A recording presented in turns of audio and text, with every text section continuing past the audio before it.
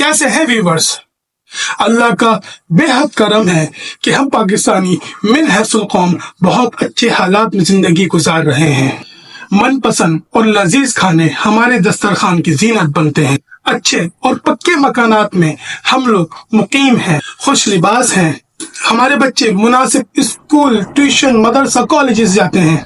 अपने अपने इस्तिताअत के मुताबिक गाड़ी, बाइक या पब्लिक ट्रांसपोर्ट यूज करते हैं। रमजान, ईद, बकरीद, मुहर्रम अपनी अपनी अकीदतों के लिहाज से ऑब्जर्व करते हैं। लेकिन क्या कभी हम सोचते हैं इतनी बेहतरीन नेमतों से हम महजूज हो रहे हैं? शायद इसलिए नहीं सोचते कि ये बहुत ज्यादा बुनियादी जरूरतें हैं।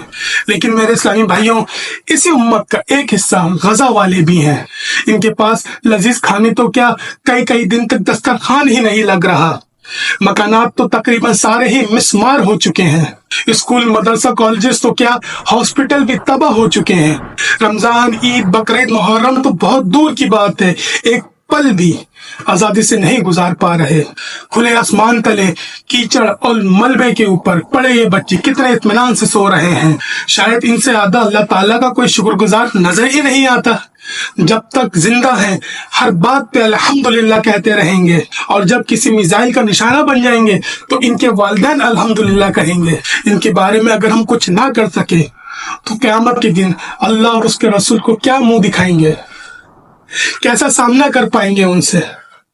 अल्लाह बचाए।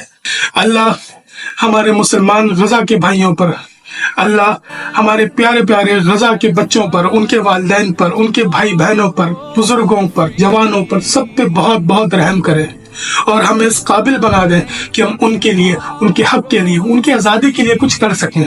आमीन या रब्बुल आलमीन। अस्सलामु अलैकुम व रहमतुल्लाह। Tomorrow will be free.